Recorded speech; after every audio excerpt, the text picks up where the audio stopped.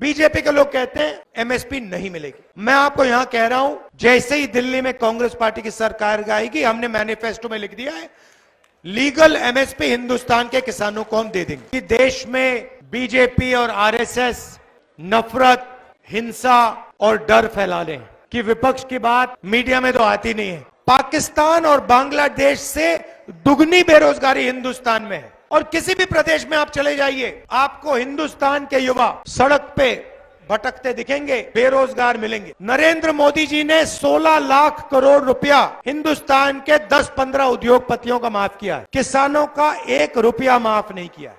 तो ये नरेंद्र मोदी जी कर रहे हैं। एक तरफ सामाजिक अन्याय, दूसरी तरफ आर्थिक अन्याय। सामाजिक न्याय का क्रांतिकारी कदम जाति जनगणना है।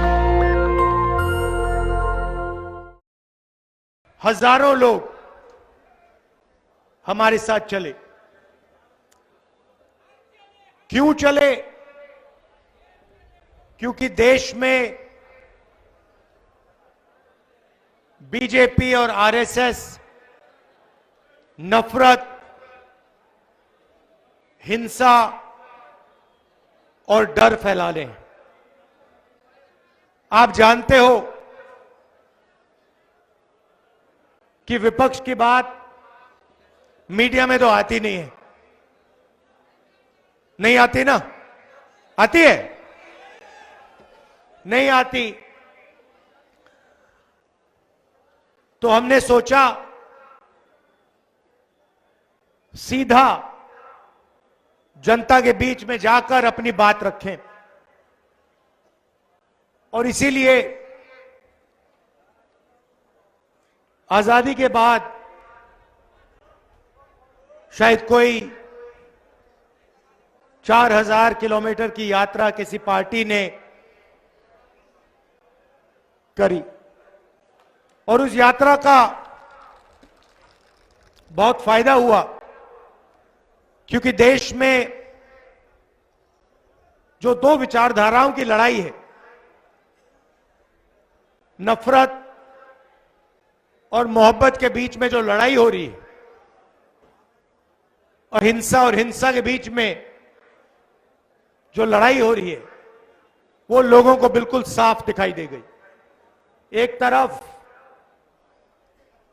बीजेपी के लोग एक धर्म को दूसरे धर्म से बांट रहे हैं, एक जात को दूसरी जात से बांट रहे हैं, एक प्रदेश को दूसरे प्रदेश से बांट रहे हैं, और दूसरी तरफ कांग्रेस पार्टी सबको एक साथ लाने की कोशिश कर रही है, और यात्रा से एक लाइन में कांग्रेस पार्टी की पूरी विचारधारा एक लाइन में आ गई। नफरत के बाजार में मोहब्बत की दुकान खोलती है कांग्रेस पार्टी। अब बहुत सारे लोग आए हमारे पास, उन्होंने कहा देखिए, आप कन्याकुमारी से कश्मीर तो चले, मगर ऐसे बहुत प्रदेश हैं जहां आपने अपना मैसेज, अपने विचार नहीं पहुंचाए। बंगाल है, असम है, नॉर्थ ईस्ट है, उड़ीसा, झारखंड, छत्तीसगढ़, गुजरात। तो बहुत सारे लोगों ने कहा कि आपको वहां भी जाना चाहिए, एक दूसरी यात्रा होनी चाहिए, मणिपुर से महाराष्ट्र तक। और हमने ये बात मान ली, और इसलिए मैं आज आपके सामने यहां खड़ा हूं। आपको एक फायदा हुआ कि मध्य प्रदेश एक प्रकार से देश का जो दिल है, उसमें से दोनों यात्रा निकल रही है। इसमें हमने एक और शब्द जोड़ दिया। पहली यात्रा भारत जोड़ो यात्रा थी, दूसरी यात्रा में हमने न्याय शब्द जोड़ दिया। पहली यात्रा में जब हम चल रहे थे तो मैं लोगों से पूछ रहा था कि देश में ये जो नफरत फैलाई जा रही है, जो हिंसा फैलाई जा रही है, इसका कारण क्या है? जरूर बीजेपी फैलाने का काम करती है, मगर ये जो कर पा रहे हैं इसका कारण क्या है? और सबने मुझे जवाब दिया, इसका कारण अन्याय है। अलग अलग तरीके के अन्याय हो रहे हैं। युवाओं के साथ बेरोजगारी, किसानों को सही कॉम्पेंसेशन नहीं दिया जाता, सही दाम नहीं दिया जाता, तो अलग अलग तरीके के अन्याय हो रहे हैं। इसीलिए भारत में नफरत फैल रही। तो इसलिए हमने ये शब्द अपनी यात्रा में जोड़ दिया, भारत जोड़ो न्याय यात्रा। आप जानते हो, क्योंकि अन्याय आपके साथ हो रहा है। सबसे बड़ा आर्थिक अन्याय, आप जानते हो कि इस देश में 22 ऐसे लोग हैं जिनके पास उतना ही धन है जितना हिंदुस्तान के 50% आबादी के हाथ में है। 22 लोगों के हाथ में उतना धन है जितना हिंदुस्तान के 50% के नागरिकों के हाथ में है। जो 50% इस देश के सबसे गरीब लोग हैं, उनके हाथों में देश का 3% धन है। और जो देश के 5% सबसे अमीर लोग हैं, उनके हाथ में 60% देश का धन है। तो सबसे पहले आर्थिक अन्याय, 40 साल से सबसे ज्यादा बेरोजगारी। अगर आप युवाओं की बेरोजगारी को देखें तो हिंदुस्तान में पाकिस्तान और बांग्लादेश से दुगनी बेरोजगारी है। ठीक से सुनो, पाकिस्तान और बांग्लादेश से दुगनी बेरोजगारी हिंदुस्तान में है। यह क्यों हुआ?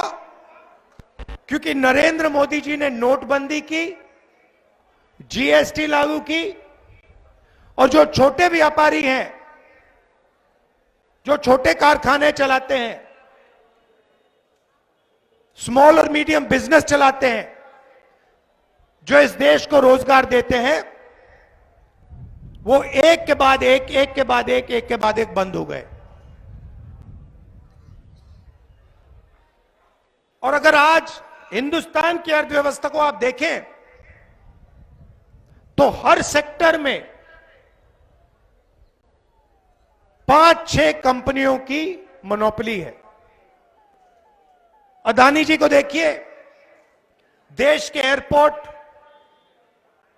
सारे के सारे पोर्ट्स, पावर जनरेशन।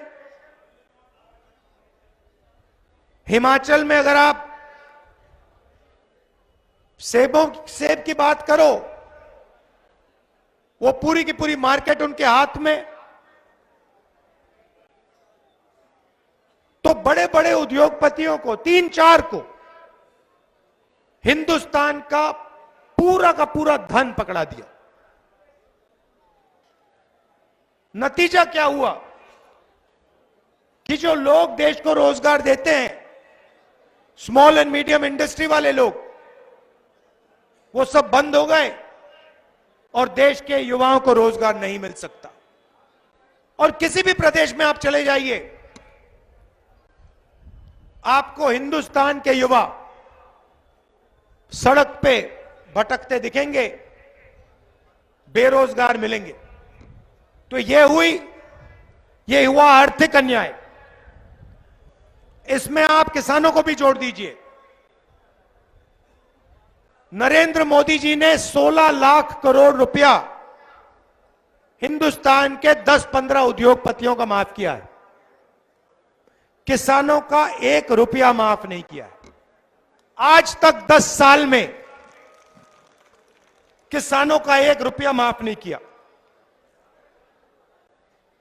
और किसान क्या कह रहा है? किसान सिर्फ एमएसपी मांग रहा है कि भाई हमें सही दाम दिलवा दो। हम मेहनत करते हैं, 24 घंटा काम करते हैं। ठीक है, हमारा नाम अदानी नहीं है, अंबानी नहीं है, मगर हम मेहनत करते हैं, देश को भोजन देते हैं। हम सिर्फ सही दाम चाहते हैं और कुछ नहीं। होता क्या है, जैसे ही किसानों का अनाज तैयार होता है, एक्सपोर्ट इंपोर्ट पॉलिसी को बदल के दाम गिरा देते हैं। फिर किसानों को अपना माल कम दाम पे बेचना पड़ता है, फिर दाम फिर से बढ़ा देते हैं। तो किसान सिर्फ कह रहे हैं हमें गारंटी दीजिए, कम से कम हमें एमएसपी चाहिए और कुछ नहीं। बीजेपी के लोग कहते हैं एमएसपी नहीं मिलेगी। मैं आपको यहां कह रहा हूं, जैसे ही दिल्ली में कांग्रेस पार्टी की सरकार आएगी, हमने मैनिफेस्टो में लिख दिया है लीगल एमएसपी हिंदुस्तान के किसानों को हम दे देंगे। तो ये हुआ आर्थिक अन्याय। अब इसमें आप सामाजिक अन्याय जोड़िए। इस देश में 50% पिछड़े लोग हैं, 15% दलित हैं, 8% आदिवासी हैं। कितना हुआ? 73% लोग या पिछड़े हैं, या दलित हैं, या आदिवासी हैं। और आपकी भागीदारी कहीं भी नहीं है। आप हिंदुस्तान की सबसे बड़ी कंपनियों की लिस्ट निकालो, मैंने निकाली है, उनके मालिकों के नाम देखो। 73% आबादी में से आपको एक मालिक नहीं मिलेगा। फिर सीनियर मैनेजमेंट की लिस्ट निकालो, उसमें भी आपको एक व्यक्ति नहीं मिलेगा। मीडिया में जाके देखो, मीडिया की बड़ी कंपनियों की लिस्ट निकालो, मालिकों के नाम निकालो, आपको एक मालिक नहीं मिलेगा 73% से। बड़े बड़े रिपोर्टर्स के नाम निकालो, इन्फ्लुएंसर्स के नाम निकालो, वहां भी 73% में से आपको एक नहीं मिलेगा। ठीक है, पता नहीं, शायद पिछड़े लोग, दलित, आदिवासी भागीदारी नहीं चाहते,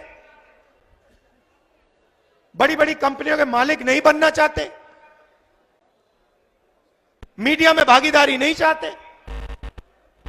चलो तो फिर बड़े प्राइवेट कॉलेजेस को देखो, प्राइवेट यूनिवर्सिटी को देखो, उनके मालिकों में आपका एक आदमी नहीं। सेंट्रल यूनिवर्सिटी के प्रोफेसर्स की लिस्ट निकाल दो, उसमें आपके 73% के 10% लोग हैं, और वो भी छोटे छोटे प्रोफेसर।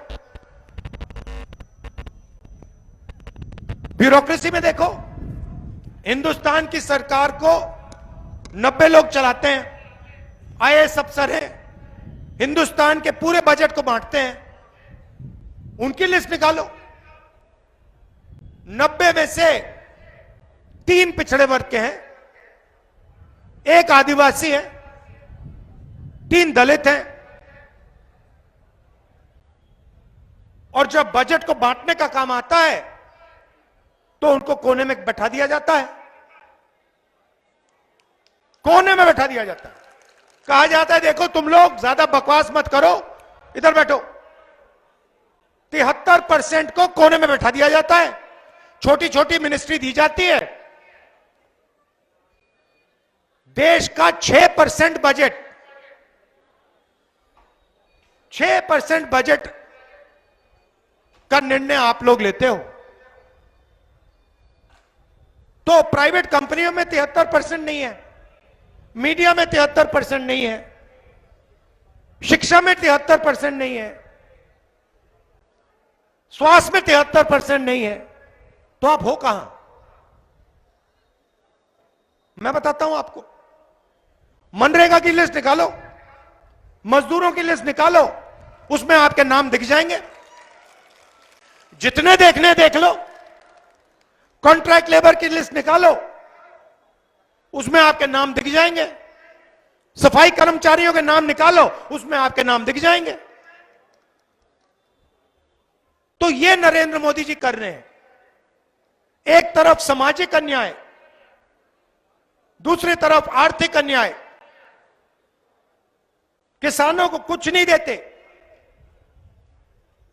मजदूरों को कुछ नहीं देते,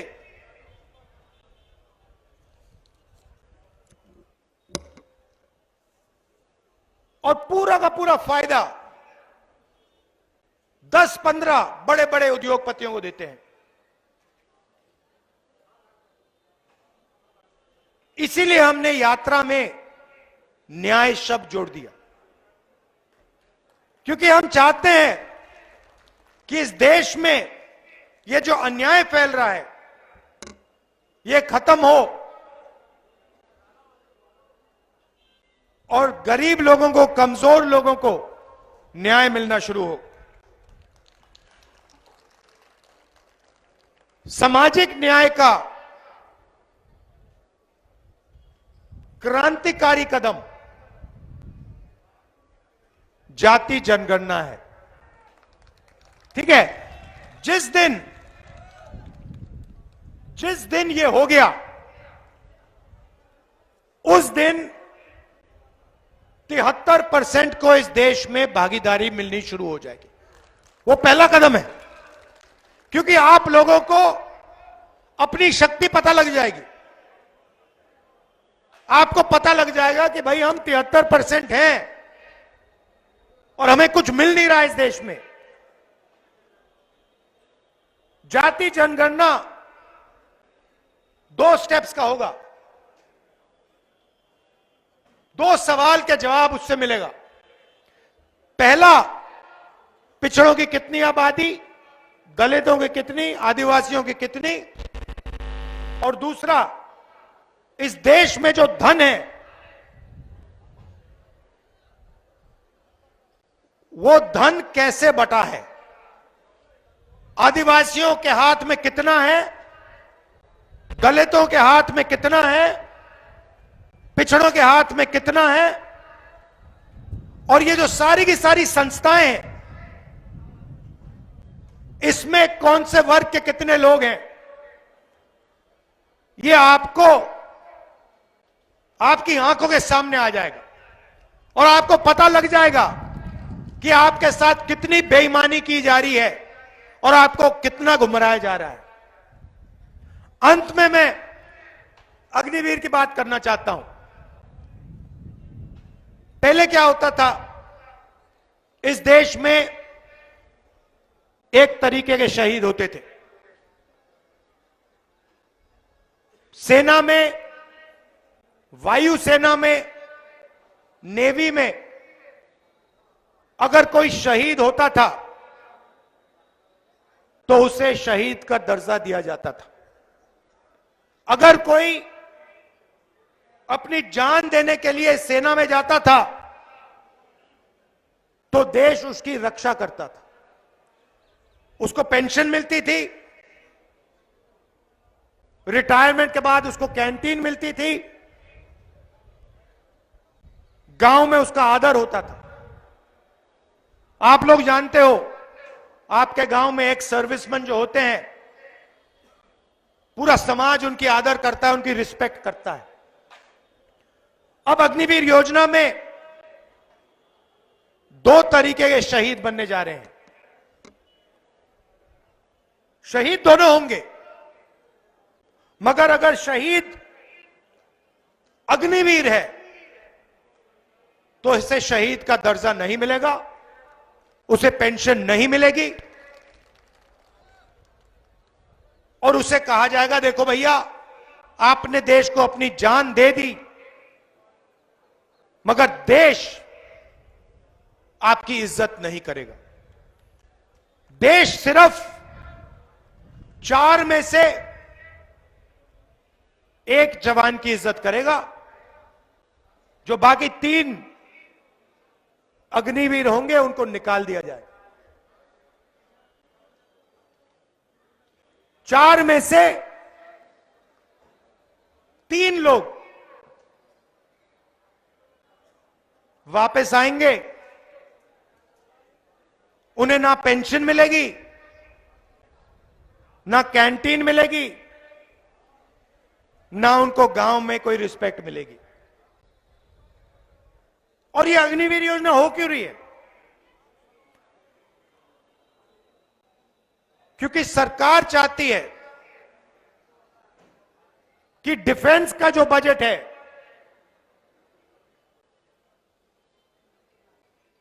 वो जवानों का ना मिले, उनकी पेंशन में ना जाए,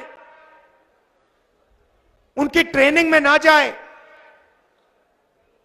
मगर बड़े बड़े उद्योगपतियों के बैंक अकाउंट में जाए। आप अदानी जी को देखिए, आज पहले क्या होता था, हिंदुस्तान के हथियार ऑर्डिनेंस फैक्ट्री में बनते थे, गोला बारूद ऑर्डिनेंस फैक्ट्री में बनता था, एचएल हवाई जहाज बनाता था। अब क्या हो रहा है, एचएल को परे कर दिया। अदानी जी अब हथियार बनाएंगे, बारूद बनाएंगे,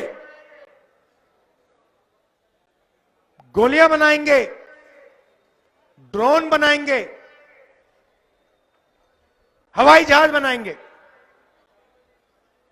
और भाइयों बहन, ये बनाने वाले नहीं है, ये होगा क्या, ये बाहर कंपनी को कॉन्ट्रैक्ट दिया जाएगा, बाहर की कंपनियों को कॉन्ट्रैक्ट दिया जाएगा और अदानी जी को उनका पार्टनर बनाया जाएगा और फिर उनका माल अदानी जी यहां बेचेंगे और डिफेंस का बजट सीधा अदानी जी के बैंक अकाउंट में जाएगा और हमारे जवानों को कहा जाएगा देखिए अदानी जी का जमाना है, आपका बेटा मर गया, आपका भाई मर गया, उसको हिंदुस्तान की सरकार शहीद का दर्जा नहीं देगी, उसकी रक्षा नहीं करेगी, तुम जानो तुम्हारा काम जाने। ये अदानी जी का जमाना है। धन्यवाद। ये होने वाला है। तो इसीलिए हमने न्याय यात्रा शुरू की और आपने इस यात्रा का इतना समर्थन किया, अपनी पूरी की पूरी शक्ति आपने इस यात्रा में डाली, इसके लिए मैं आपको दिल से धन्यवाद करता हूं। नमस्कार, जय हिंद। नेशनल दस्तक की आपसे गुजारिश है कि अगर इसको बचाना चाहते हैं तो नेशनल दस्तक को सब्सक्राइब करने के लिए रेड कलर के सब्सक्राइब बटन को दबाएं, फिर बेल आइकन की घंटी दबाएं। नेशनल दस्तक को बचाने के लिए बहुत जरूरी है कि हर खबर को शेयर करें, लाइक करें, कमेंट जरूर करें।